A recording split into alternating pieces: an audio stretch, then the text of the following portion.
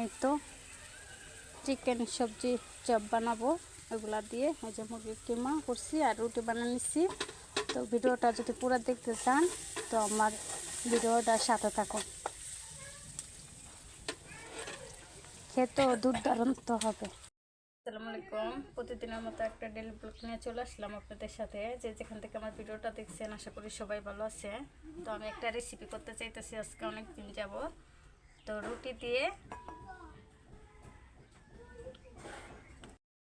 রুটি দিয়ে আমি চিকেন সবজির চপ বানাবো। তো সাইজ করে আর কি দেখতে থাকুন, আমার সাথে থাকুন, ভিডিওটা পুরোটা যদি দেখতে চান তাহলে। আর এইখানে একটা বল নিয়ে নিয়েছিলাম, এখানে আমি কিছু পরিমাণ মতো আটা নিয়ে নিচ্ছি, আপনারা আপনাদের অনুযায়ী মতো নিয়ে নেবেন। আর এইখানে আমি যে বেকিং পাউডার নিয়ে নিচ্ছি পরিমাণ মতো, এখানে দিয়ে দিব, বেশি না, এখানে এই যে আরেকটু দিব। আমি কোনো মেপে দিব না, মানে আমার যতটুকু লাগবে অতটুকু অনুযায়ী আমি দিতেছি, আপনারা আপনাদের অনুযায়ী দিয়ে দিবেন। আর এইখানে এই যে দিয়ে দিতেছি, 1 চামচ দিয়ে দিব। এই যে আমি 1 চামচ দিয়ে দিলাম এখানে। এখন আমি কিছুটা তেল দিয়ে দেবো এখানে। এই যে আমি অল্প কিছুটা নিছি, লাগলে পরবর্তীতে আবার দিব। তো আমি তেলটা দিয়ে দিচ্ছি এখানে। আর এখানে এই যে আমি কিছুটা গুঁড়া দুধ দিয়ে দিলাম এখানে, আর একটু দিব। এখন হয়ে গেছে, এটাকে আমি ভালোভাবে হাতের সাহায্যে ম্যারিনেট করে নিব।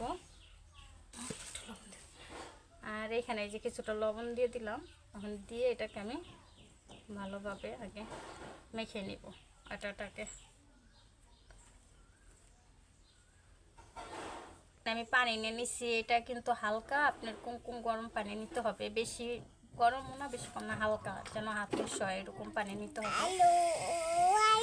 তো আপনারা এখানে টক দইটা মানে চেষ্টা করবেন টক দই ব্যবহার করার জন্য। তো আমার হাতের কাছে টক দই নাই, তো আমি এইভাবেই আজকে বানাবো। তো টক দইটা দিলে আর কি মানে অনেকটা ভালো হয়, সফট হয়, আর রুটিটা খাই তো অনেক সুস্বাদু হয়। তোমার কাছে না যেহেতু আমার যেগুলো আছে হাতের কাছে ওগুলো দিয়ে এখন বানাই নিতেছি।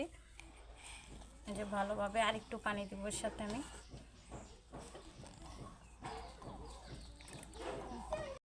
এই যে ভালোভাবে এভাবে আমি মেখে নিয়েছি। এখন একটা পলিথিন দিয়ে এটাকে ঢেকে আমি রোদে দিয়ে আসবো 1 ঘন্টার জন্য, বা আপনারা চাইলে আধা ঘন্টাও রাখতে পারেন। আর এই যে এটাকে আমি ভালোভাবে একটা পলিথিন দিয়ে মুখটা আটকিয়ে দিয়ে রোদে রেখে দেব। তা আপনারা একটু বেশি রাখলে কি আর কি হয় যে রুটিটা আর কি পারফেক্ট হয়। তো আমি এভাবে রেখে দিলাম, 1 ঘন্টায় রেখে দেবো আমি, যেহেতু সময় আছে আমার হাতে। আটাগুলো আমি 1 ঘন্টা রোদে রেখে নিয়ে আসছিলাম, ম্যারিনেট হয়ে গেছে। এখন এই যে কড়াই বসিয়ে দেবো, এটার পুরটা রেডি করে ফেলবো। এখন আমি এখানে কড়াই বসিয়ে দিয়ে তেল দিয়ে দিয়েছিলাম পরিমাণ মতো, কিছুটা পেঁয়াজ কুচি আর কিছুটা কাঁচামরিচ যে এইভাবে আমি কেটে নিচ্ছি, ওগুলো দিয়ে দিলাম। দিয়ে এটাকে আমি হালকা করে নাড়াচাড়া করে নেব। তো আমাদের এখানে জালটা খুব অল্প পছন্দ করে একটু, এই জন্য আমি অল্প সামান্য কাঁচামরিচ দিচ্ছি, এর সাথে গুঁড়া মরিচটাও অ্যাড করব। আর মুরগিগুলো আগের থেকেই আমি 2 পিস মুরগি বুকের মাংস নিয়েছিলাম, ওইটা ব্লেন্ডার করে নিয়েছিলাম।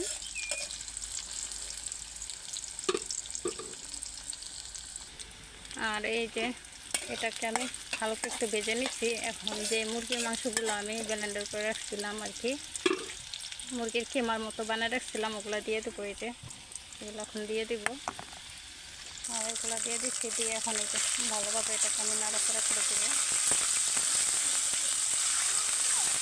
এটা হালকা একটু ভেজে আমি সবজিগুলো দিয়ে দিব, তারপরে এর সাথে মশলা অ্যাড করব। ভালোভাবে নাড়াচাড়া করে দেবো যেন এটা একদম ভেঙে গুঁড়ো গুঁড়ো হয়ে যায়।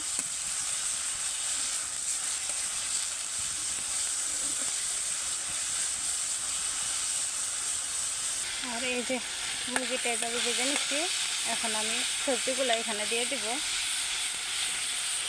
এখানে আমি গাজর আর পাতাকপি দিয়ে দিচ্ছি, যেহেতু চিকেন সবজি রুটি হবে সেহেতু আমি কিছুটা সবজি দিয়ে দেবো এখানে। যে সবজিটা দিয়ে এখন এখানে আমি কিছুটা হলুদের গুঁড়া, কিছুটা মরিচের গুঁড়া আর কিছুটা লবণ পরিমাণ মতো দিয়ে দেবো। আর এই তো আমার পুরটা রেডি হয়ে আসছে, ভাজা হয়ে গেছে। এর সাথে আমি কিছুটা দইনা দিয়ে দিব।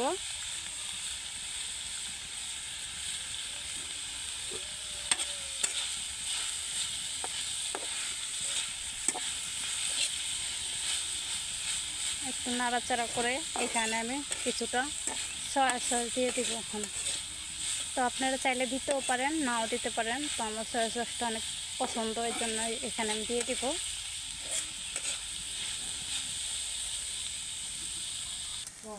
আর এইখানে এই যে আমি কিছুটা সয়া সস দিয়ে দিচ্ছি, অল্প একটু দিয়ে দিব, অল্প একটু আর কি দিয়ে দিলাম। আমি একটু হালকা এটাকে নাড়াচাড়া করে এখন এই যে নামিয়ে ফেলবো। আমার পুরটা কিন্তু রেডি হয়ে গেছে। আর এই যে কাটাগুলো নিয়ে এসে এখন আমি এই যে রুটির মতো এরকম শেপ দিয়ে নিচ্ছি। একটু ভারী করে হবে, অতটা পাতলা হবে না, একটু ভারী হবে। এখন একটা গ্লাসের সাহায্যে এটাকে আমি গোল গোল করে কেটে নিব। তো আমি এই কাঁচের গ্লাসটা নিচ্ছি, এটাতে করে দেখি হয় কি না। যদি না হয় তাহলে একটা স্টিলের গ্লাস দিয়ে গোল গোল করে কেটে নেব।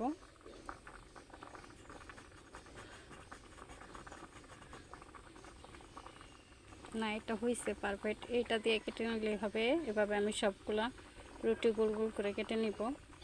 সবগুলো আমি এইভাবে গোল গোল করে কেটে নিয়েছিলাম। এখন আমি এগুলাকে রুটির মতো করে হালকা ভেজে নেব। আমি তাও বসিয়ে দিচ্ছি। এখন রুটিগুলো একটা একটা করে এখন দিয়ে দিব এখানে। আর এই যে সবগুলা দিয়ে দিতেছি একটা করে রুটি।